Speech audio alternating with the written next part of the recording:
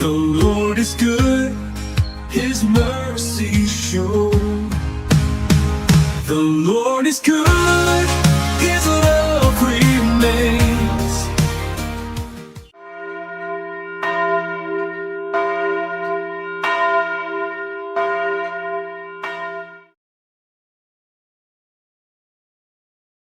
Particular scene from The Chosen was about Jesus talking to Matthew, Levi, no? Matthew. Okay, try mo.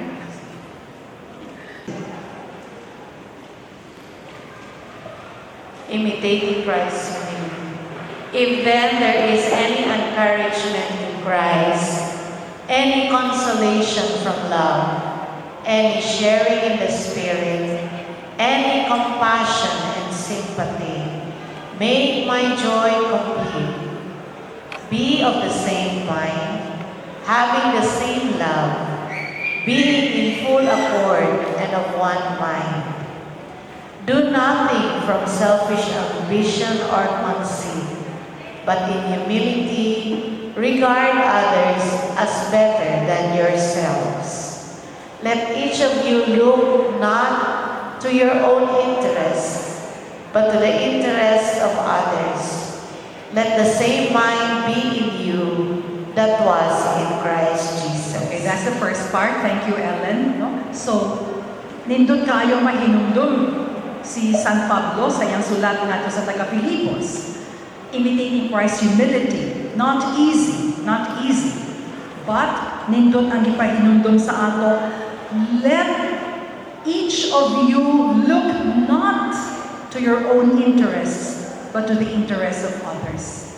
Be of the same mind, having the same love, in full accord, and of one mind. Kaya nga naman, let the same mind be in you that was in Christ Jesus. Lord, taga-ikob, panguna-una, maparehas nimo.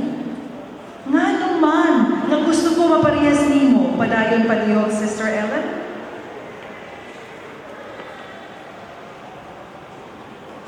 Let this mind of Christ be in you.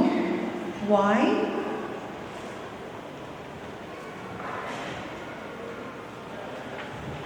Who, though he was in the form of God, did not regard equality with God as something to be exploited, but emptied himself, taking the form of a slave, being born in human likeness, and being found in human form, he humbled himself and became obedient to the point of death, even death on a cross. Salamat kaayo, Ellen.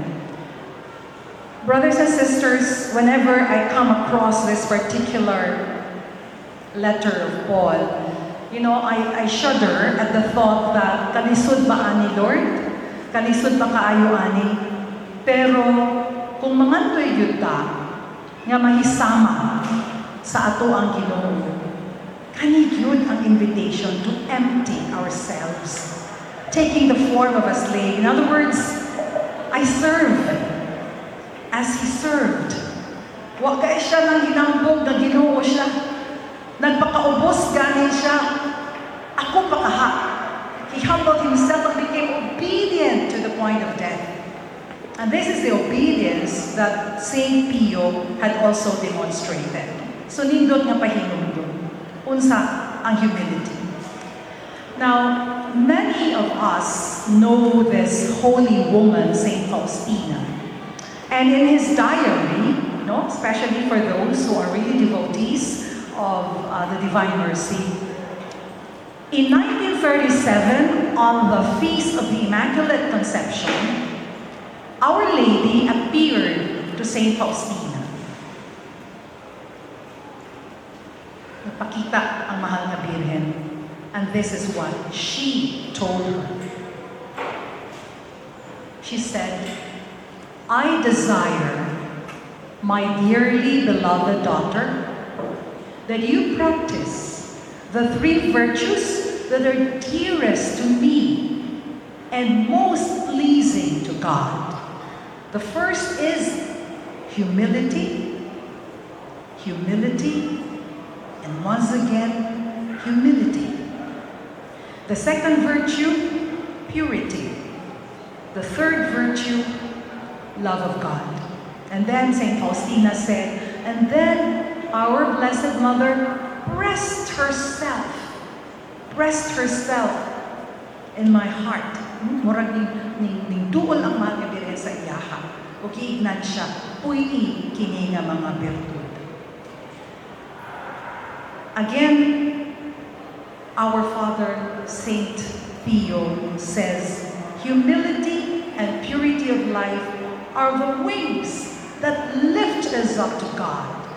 So if I want to go up to God, if I want to have the wings to meet God, to encounter God, I need to be humble.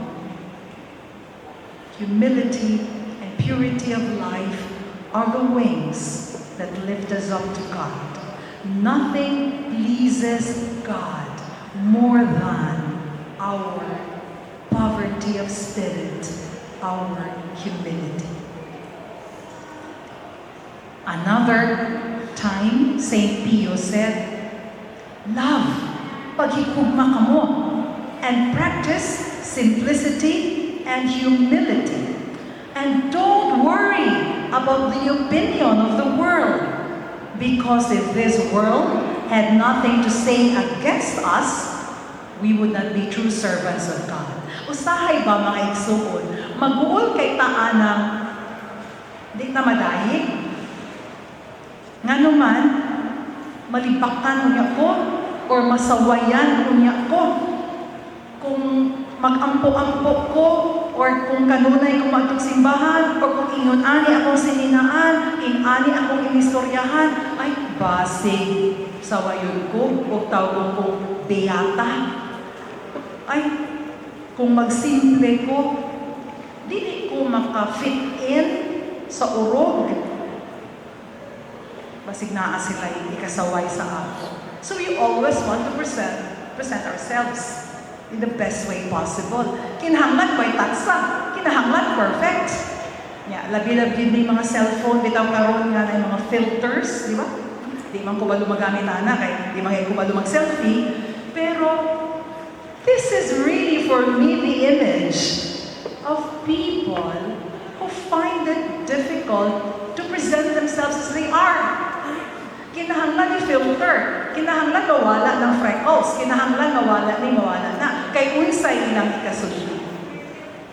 Kung suddenly, dili ko mag-apil-apil sa naanda na ako mabuhat, kay niapil ko ani nga religious na kalibukan. Basi, ingnon ko sa mga barkada, uy, kahilas ni mo, naglain-lain na lugar pa, not like ours na diyan ka. Padre Pio said, don't worry about the opinion of the world. See, Pope Francis, daghan kaayo ganahan niya, pero daghan o kaayo kapangaway niya. Daghan gadaot niya, daghan ang hinaot, maundang na siya pagkasanto Papa. Pero he doesn't care about the opinion of the world. As St. Pio said, ay kung wala sa ikasulti batok na to, adi na tinuod na sumusunod ni Kristo. Because usually, those who really follow the Lord will always have criticisms, malibakan, masawayan, mag-antos. Kung atong isumada ang spiritualidad ni Padre Pio, para nato, personally, brothers and sisters, I think poverty of spirit sums up Padre Pio's spirituality. O kung dunay biblical passage nga muhaom kaayo ani, pwede yun nga i-apply ni kang Padre Pio. I have been crucified with Christ. It is no longer I who live, but Christ who lives in me. Maudyo na, yan di po yan. Literally, because of the stigmata. Unsa man ang mga timailhan, paspaso nang nako ni kay familiar na mo ani, but just to drive home the point more clearly. Una, he renounced worldly goods. As a Franciscan, of course, he lived a life of poverty, chastity, and obedience. Mauni siya ang vows sa mga madre o mga religious niya mga pari. By the way, diocesan priests do not have a vow of poverty. Kasi matingala mo. Diocesan priests don't have a vow of poverty. Vow of simplicity. But poverty, para na sa mga Jesuits, Franciscans, Dominicans, no? Mga gitawag nato the 3 evangelical councils, no? Kunain ang plano diri magmadre, pag ready na mo, kay mo ni inyong puyan na kinabuhi. Poverty, chastity, obedience. He embraced suffering, kabalo kita anak.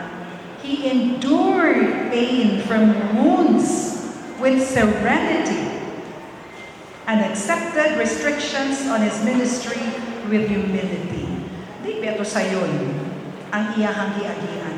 Dili na lang nako na siya i-elaborate kay kahibaw na juta unsa na kasakit.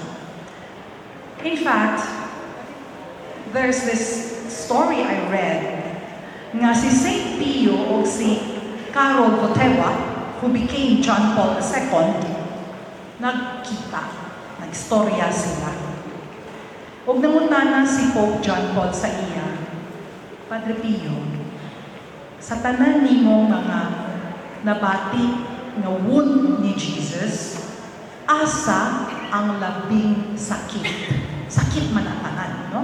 Kaya naamay panahon sa tuig nga profuse ang bleeding, especially on a Thursday, a Friday, and a Saturday.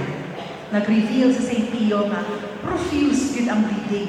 Niya kung tambalan sa mga doktor, dili magkakaulihan. Pero iyang giingon kang Pope John Paul II. The most painful, kabal mo asa, abaga. And that was the part of the shoulder that carried the cross. Mo daw itong pinakasakit. Di na ko ma-imagine na 50 katuig. Murag mangbibaro na kong balihin. Makahila ko, anak na to. Kaya gamay lang ganit kaayo nga samad nato. Di ganit maantos.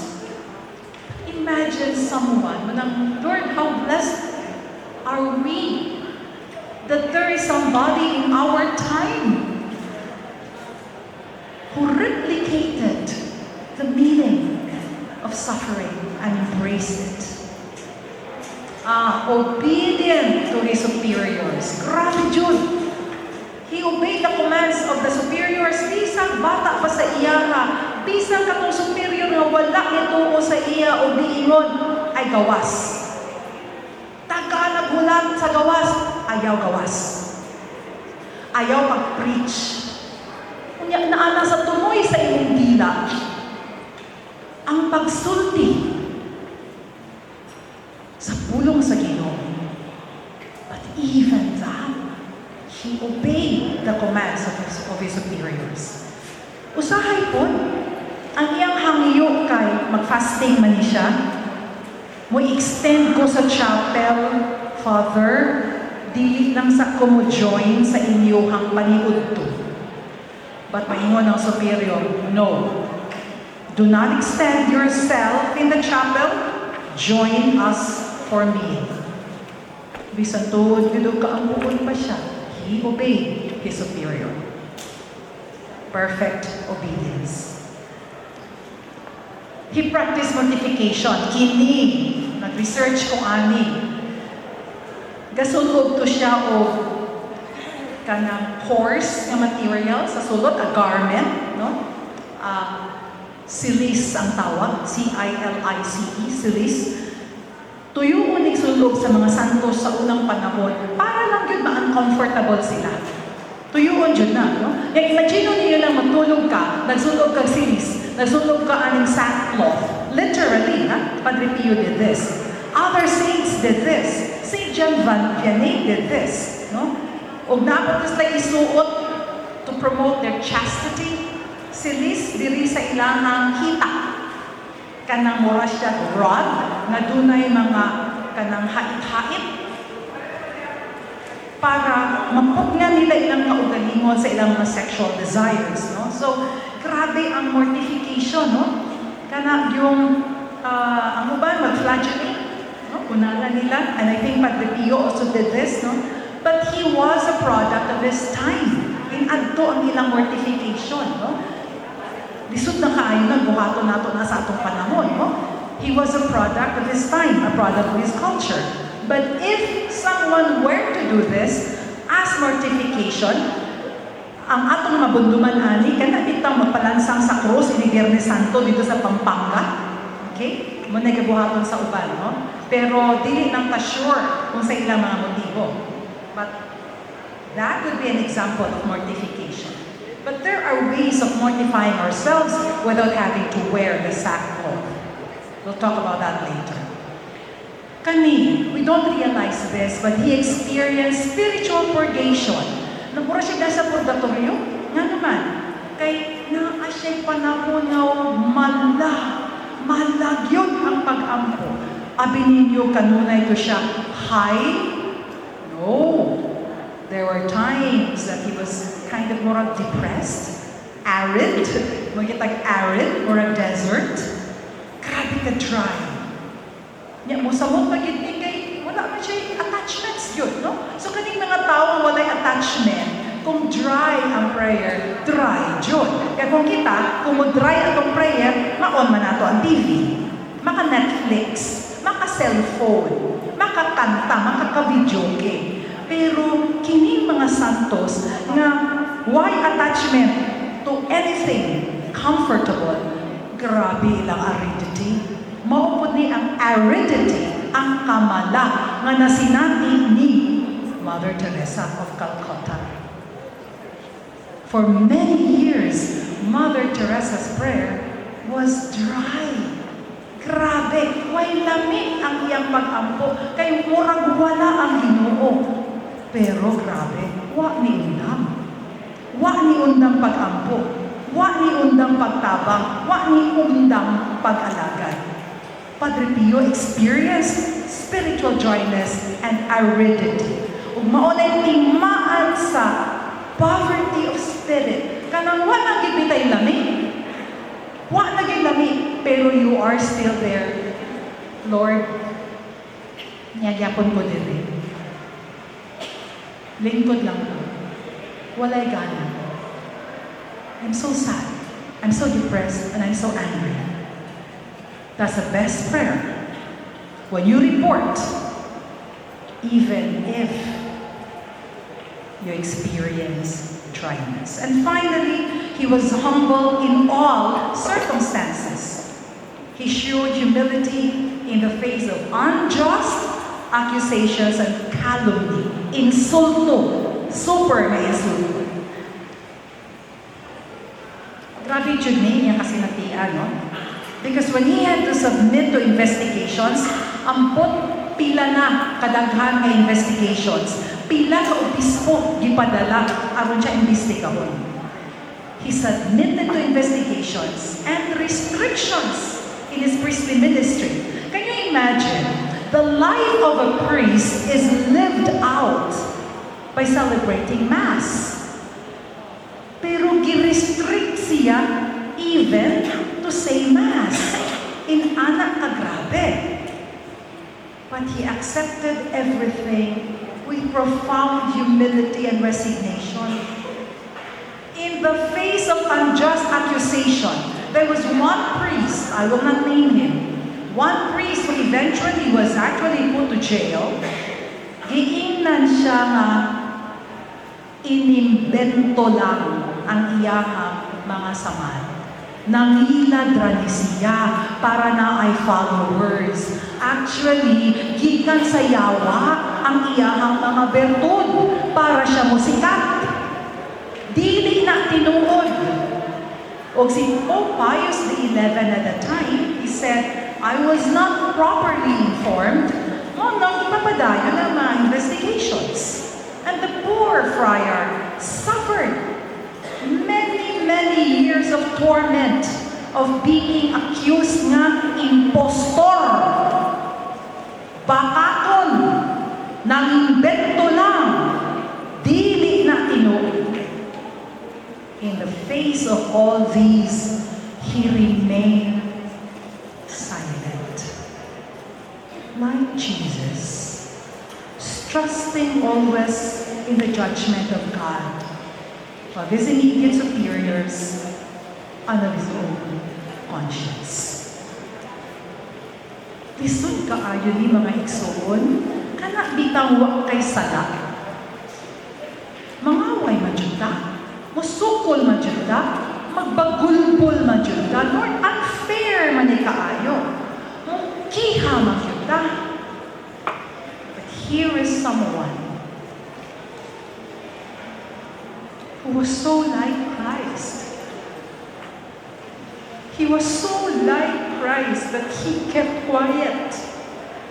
And I couldn't imagine this. Lord, bisag inani lang kagamay, di jud, di ka makaya. Kahibalo siya sa kamaturan. But that was him. He was a holy man. But what about us? What about us ordinary mortals? This, that even our madres, that even our monjas are able for that kind of spiritual poverty. Kasi paglaon nato, where do we find or how do we live our own spiritual poverty? Kaya kanina akong sharing karon na may igsuon is not meant to scare us. Kay una kong mabiktimahan eh. Asa man nato ni-apply, igsuon. Nga di naman nato ni kaya. Although mangandoy ta, makaya nato, pangayon nato sa Ginoo ang grasya, pero tao lang yun ko. Maglisod man gani ko o ordinaryo lang kaayo nga sakit. Unsa na lang na ako'y stigmata. Tulong kabutang lang yun ang akong pwede ma-share sa inyo. And you know already what I mean. Tomorrow, we will already begin Lent. And therefore, these three are very relevant. Huwag mo niya itong balunod, padung sa Lent. And this one, kaya na to. Kaya ato naman kabuhaton. Prayer, confession, and the Eucharist. If we want to practice spiritual poverty, then we have to pray. Because prayer is the only place when we really see God as God, our Creator. God is beyond us, and we are creatures. Sa pag-ampun lang nato ni masinati, ang kamatuoran na kita palangga sa Ginoo, na kita ginuwas. Spiritual poverty and confession, kamulo karon, nga naman. Well, if I don't have poverty of spirit, di ko mamumpisan. Because confession involves humility. One time, I lined up myself one Holy Thursday in one of the churches. Di lang ko mag-mention, kaya basi magtagna-tagna dayon mo kinsa nga pari. But, daghan mga pari, kay Holy Thursday man. So, karon, kay ang pari nga akong gilinyahan, kay katumang pari na nakabalo ko nga, dunay sala. Kabalo ko silang sekreto. Nabi ako seminaryo. So, dali-dali kay ko makahibalo kung dunay mga iskandalo. Nag-uul na dahil ko. Ano ka, ang balhin ko, ano kung pisal ko ani, mas makasasala pa na ako. Proud kayo. Pero right there and then, just when I was thinking of that, murag ni Hong ang Espiritu Santo o niingon, all the more, you should confess to that man, and you will see what mercy means. Nahinawnawan ang akong kalag, And I decided to stay in the line and confess to this sinful priest. And it was one of the best confessions I had. Kaya dito na ako na-realize that when I humble myself before God, I should be humble before His representative, whoever He is.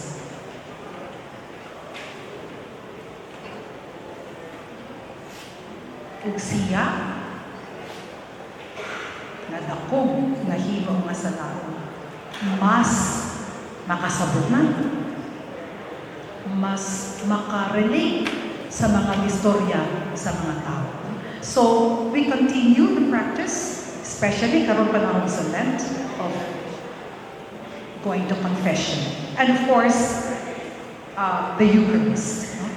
Yung kabalo madayon tama, ang exercise sa Lent to help develop our spiritual poverty would include almsgiving. Kay kung muhatag-tag-am sa uban, dili man ni tungod kay nakakwarta, ikaw wala o nang tagaan taka. No. I am a beggar giving to a fellow beggar. I am also a beggar, but I am giving to a fellow beggar. That is why almsgiving is a very good practice of spiritual poverty. And si Pope Francis, katong akong gi-quote bitaw sa inyo nga iyahang message about spiritual poverty, ingon pud siya, gamitan pud nato og tulo ka phrases ang atong mga conversations or atong communication. And these three, ingon siya, are, may I, thank you, and sorry. Katang atong kaitudlo sa mga bata na what are the magic words? The first magic word is thank you, another magic word is sorry, and another magic word is please, may I. Yung bro, nawa na siya karon, no? Katong panahon sa elementary pata nga na ay good manners and right conduct na subject. Tudluan yun ka unsaon pag may I. May I go to the bathroom? May I go out, ma'am? May I good na. Karon wa na may I. Gawas dritso. Gawas dritso. Ang nindot baliko, no? Nindot baliko. For God to fill us up, kung gining kalisod, maging barkang balibo, we must first empty ourselves of all the stuff that stands between Him and us. So, unsa man ni, pagduduan na gito sa imo, Lord, daksundan na ka, Lord, pero di ko pakalamos, because it's as if na ay gabarong, na ay gababag between me and Jesus. Just some. Our pride, our hatred, our unforgiveness, our hypocrisy, our sin. These are just some of a few, no? Hindi pa kababag. So, I will empty myself of these so that He can fill me up. Kaya nga naman, kung puno na ko sa garbo, puno na ko sa pagpakarulinon, tama na diri ang akong sala, tama na diri ang akong way pagpasaylo, tama na diri akong pagdumot, pagmangay, uban pa. Gustuhon man sa Ginoo nga sudlan ta sa iyang grasya, puno naman. So therefore, He could not fill it up anymore. And therefore, I have to unload. I have to let go. I have to empty myself of the baggages so that He can fill me up. And confession is one. So, unsa dayon mahitabo? Kung buhato nato na, or kung gihimo nato kining tulo ka mga ehersisyo. Mapuy-an nato by being humble, by working and living simply, By simple, I don't mean di nakasakian. No. That's what I mean. Kaya lain man ang level sa pong simplicity. No? Ang simple para sa pobre, tingali ang sapatos gikan sa ukay-ukay. Okay mo na yung simple. Ang simple sa dato, tingali, nagpalit ko branded, pero tungod ni kay mulas siya. Dili ni kay para manginambog. Pero simple ni para sa iyaha. To live simply, to humble ourselves, to work simply, is to do it quietly. Ay, walay pahibalo. No, bitaw magtrabaho ka diha sa DTI. Magtrabaho ka sa imong tindahan, Fen. Magtrabaho ka diha sa imong balay, or you're poor in spirit because you do things quietly and simply. Why daghang bagulbol, gibuhat ang usay amang buhat. Kini, daghang ta mga igo ani. Stripping ourselves of all the titles and possessions that give us pride. So pasabot lugar ni nga doktor ko, di na lugar ko doktor.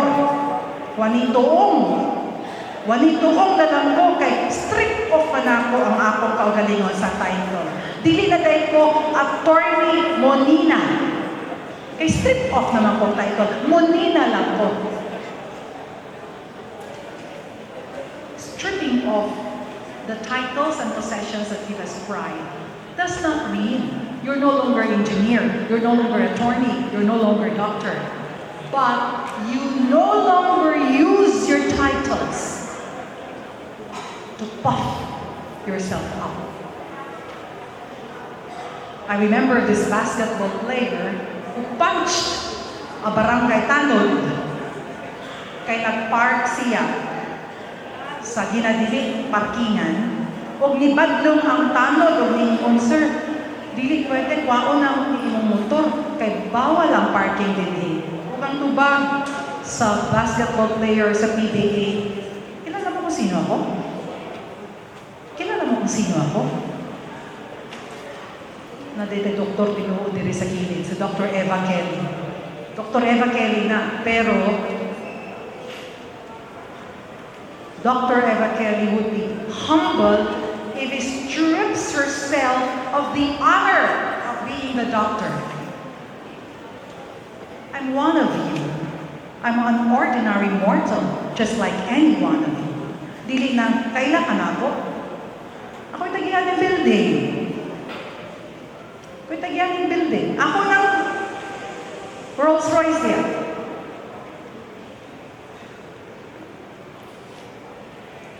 In finding the faith to set aside all the fears and paranoia that give us anxiety. Igsuon, kanunay ganit kang anxious, unsay may tabuugma, anxious, unsay akong suoton, anxious, unsay akong paliton, anxious, unsay akong itsura, anxious kung akong bana, faithful ba nako, anxious kung dili na siya sign sa poverty of spirit. Because when we are poor in spirit, we have the faith so strong that our fears and anxiety have no place. Dili paranoid ang poor in spirit.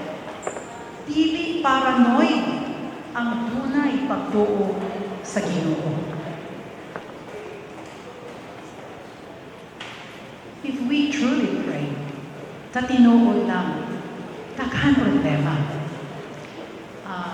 I just want to be very, very close to home. Kasagaran, moingon Diyo nga, vulnerable ang mga tigulang. Now, lobi kay majority diri kay mga tigulang. Majority diri, wala sa tigulang senior. Kaya na may mas tigulang, no? Senior citizens. Di na lang ko mapataas sa kamot kay majority kita. No? So kung 60 plus na ta,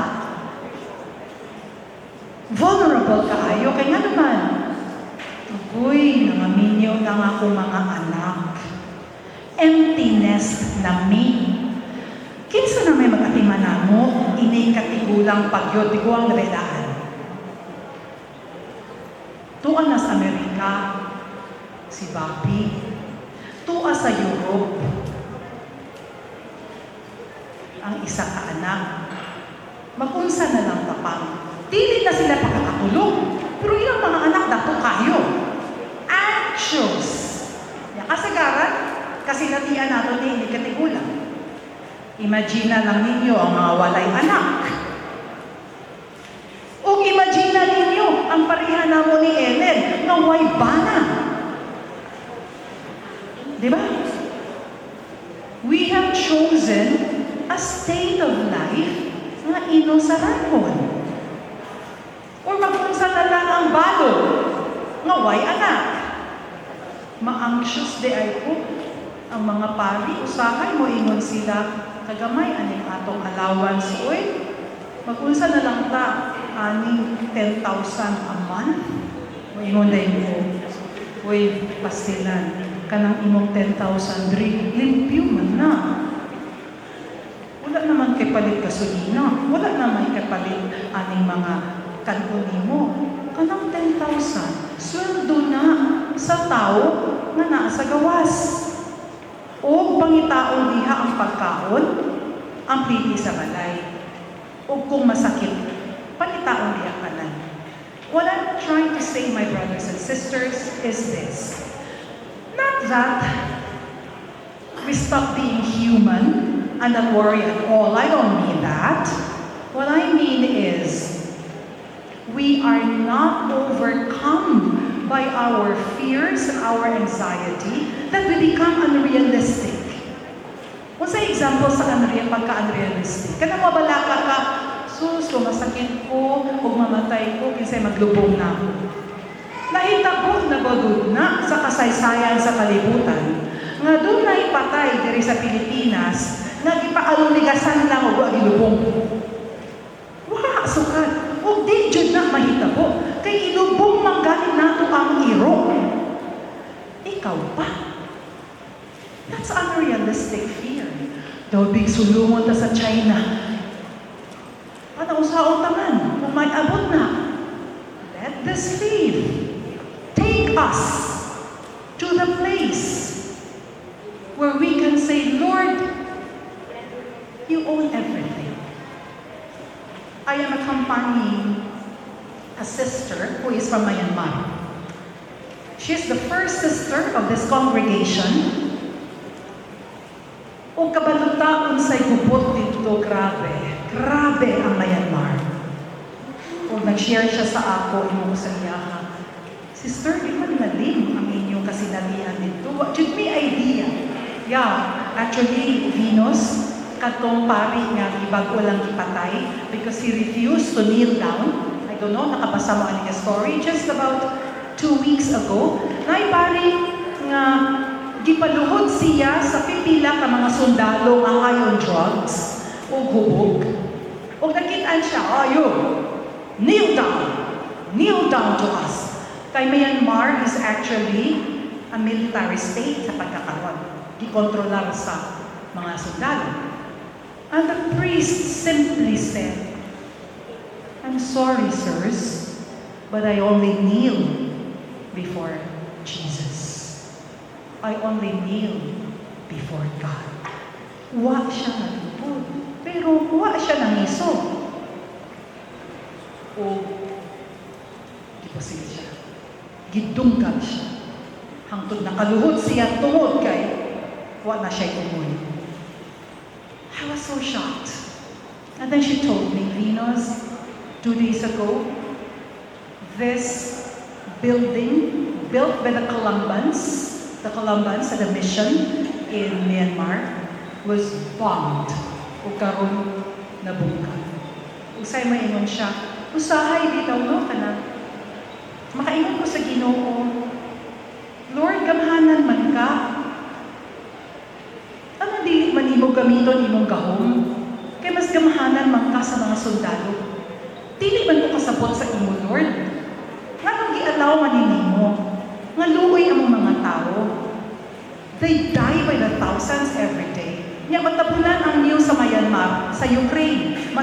naranasan niyo sa Gaza.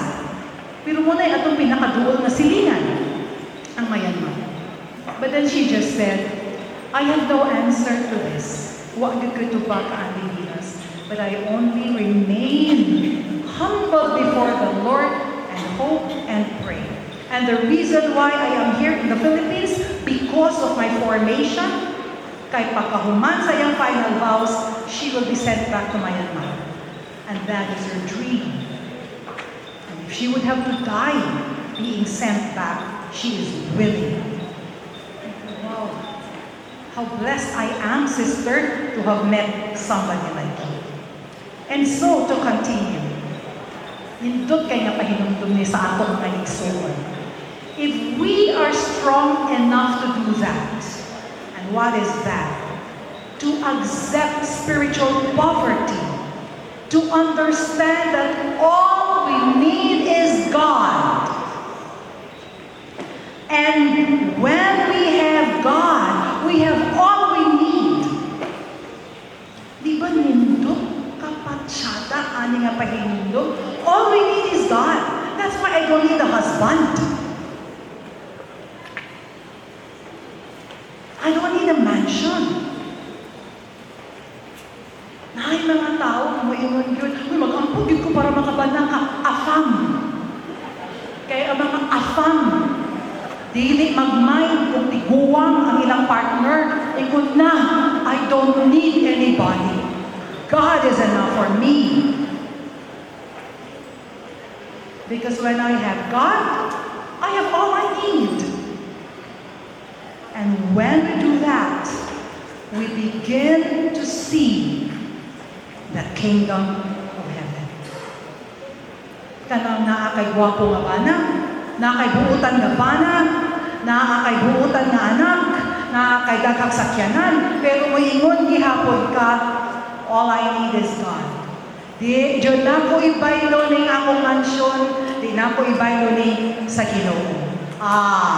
When you can say that, sir, when you can say that, ma'am, doc, attorney, igsoon, you have seen the kingdom of heaven. Amen? When I was in high school, I end with a slide. When I was in high school, kanang kaisano nga karaan din ha doon sa trend line, familiar man mo ano. One time, gikan ko, not high school, college. Gikan ko sa Marawi, that's where I studied. Nagsuri-suri ko sa kaisano, kanay panindon. And then, I came across a set of, kanong naman yung mga posters sa una nga kahoy gani, nga gipotos of plastic. Wa na ron, no? Kay laminated na. Gipotos of plastic, niya ang likod niya kay murag hollow, nga imo lang dahil siya gigitay, murag ipapilit dito sa lansang. But I was drawn to this particular poster. Ako na lang hinimo kay nasendong naman to akong poster. I was so attracted to this. Sa akong makaway buod, I was only like 18 years old, maybe 17. By this poster that says, as the flower turns to the sun, so my soul turns to God. Ug na-memorize na ako ni siya. Nahimo na ako ni siyang mantra. Biyahe ko, kanang naos kalisod, kanang napanahon sa testing dito. Moingon na dahil ko, as the flower turns to the sun, so my soul turns to God. Lord, ato bang nagkakanimo ron? Diyan na ako ni siya makaya kung akura. Pero kung imo ganit ng kitabangan ng bulak, mabulak na siya, kung saan na lang ko. So let this be my parting message to each of you. Let us turn to God. Let us turn to God as the flower that turns to the sun. Because only when the flower turns to the sun does it blossom. So only when I turn to God will I truly grow. Will I become spiritually poor? Will I become truly rich?